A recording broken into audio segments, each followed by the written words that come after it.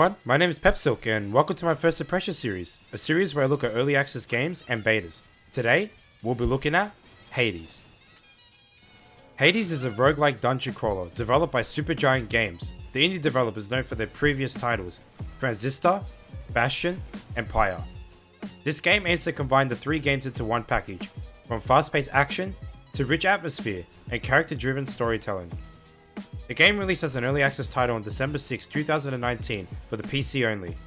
As a quick disclaimer, all things discussed in this video is subject to change in the final release of the game, though much of the base content has been completed. You play as Zagreus, Prince of the Underworld and son of Lord Hades, God of the Dead. Zagreus wants to escape the Underworld and search for a fresh start, having enough of the land below. As you progress through the story, you'll meet many Greek mythology gods, from Zeus to Poseidon, who will help you along the way, and see many intense moments which I won't spoil here. Supergiant have said that the story isn't complete yet, as the ending cutscene isn't finished. The game could be played from top to bottom as of the current build, as I've completed the game myself. Alright guys, now before I talk about the content, I want to bring up the House of Hades. This is a hub for the game and where you spawn when you fail to escape. Now, there's plenty of things you can do around here. You can engage conversations with the characters around you, each with their own lines of dialogue. Whirling about the house regarding the outcome of a certain interaction I had with my father recently, involving a great deal of violence. I wouldn't know of what you mean there, lad.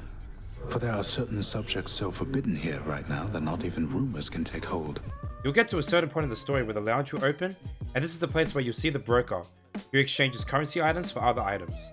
Lastly, you've got your room, which comes with a mirror of reflection, a place of power, as well as your own training range, where you can test out your weapons on a skeleton. What I love about the House of Hades is that every time you come back, characters move all the time, events can happen and new dialogue options are always available. For example, Megara, one of the many bosses you fight, may not be seen in the lounge, the place where she usually hangs at. It may have been because you defeated her, so to Reaper saw us, she decides to do it someplace else. I love this idea of coming back and just seeing the place shift or change alongside your escape runs. Weapons in Hades are referred to as infernal arms, and can be acquired with chthonic keys, which can be found during escape runs. The 5 weapons available include a sword, a spear, an Aegis shield, a bow, and a machine gun. Weapons can be upgraded in 2 ways. The Daedalus hammer, found in runs, can shift your weapon into something different. For example, the bow can become a 3-shot, shooting left, middle, and right respectively per pull. The second way is weapon aspects, which add stats to the weapon. Each weapon feels unique and different, and there are many different ways to spice up your runs and make weapons feel powerful, provided you have the right boons. Now, for items, you got Charon's Obol, which are coins you can spend at the shops during your runs. There's the Darkness, a currency which can be spent at the Mirror of Reflection back at the House of Hades. Gemstones can be used to either purchase decorations for the house, or modifiers that provide new areas in the underworld chambers. Keepsakes are universal items that provide a bonus to your run. Centaur hearts increase your maximum HP. And the Palms of Power level up your boons, making them stronger. If you're looking for enemy variety, Hades has you covered. There are 25 enemy types spanning across the biomes as you progress, from giant, spongy monsters, to witches, suicide bombers, snake stone lasers, rats, and more.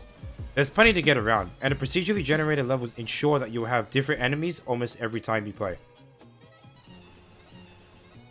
In a nutshell, the game works like this. You start your escape, kill enemies, and plow through a procedurally generated route. This means that you'll be getting different enemies and rewards every time you play to freshen up the experience. Fail to escape, and you go again. Rinse and repeat. The gods will give you boons that can boost your weapon's effectiveness and give you unique abilities, such as critical damage, dodge, and status effects. There are also items you can acquire, which help with upgrading and giving items in return. There are also bosses, which are challenging at first, but easy to kill once you learn their attacks. There are many scenarios that can happen during your runs, such as running into different characters, finding fountains to restore your HP, or holding out for 45 seconds while your own father unleashes the beings of the underworld to kill you.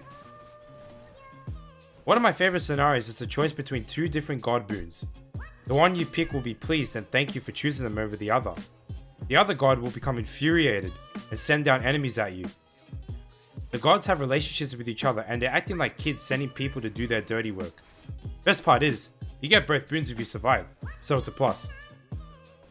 There are 4 biomes in Hades, each having their own style and look. The art design is superb, sticking to the same style from their previous games, and the particle effects that come up from the weapons and abilities look exceptionally well done. There are even moments in the levels where you get to stand at a certain point and just absorb the environment. You just take your time to look at how beautiful the game looks, and it's great. Oh my god, does the score sound so good. It reminds me so much of Doom, specifically because of the metal elements. Instead of killing demons, you're killing different beings. There are many great tracks here that will keep you wanting more and G you the fuck up when you get a good build going and just want to go on a mad killing spree, testing your boons and upgrades.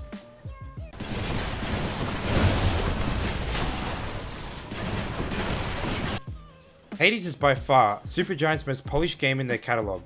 It excels in every way that their previous games have, and it's worth the early access price tag of $35.95 AUD. There's plenty of content to tackle through, with more on the way. I will be sure to do an updated, more in-depth thoughts on video when it hits full release.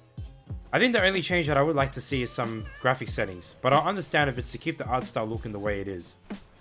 Anyways guys, thanks for watching. If you enjoyed, like the video, subscribe for more, and I'll have more coming to you soon. Peace.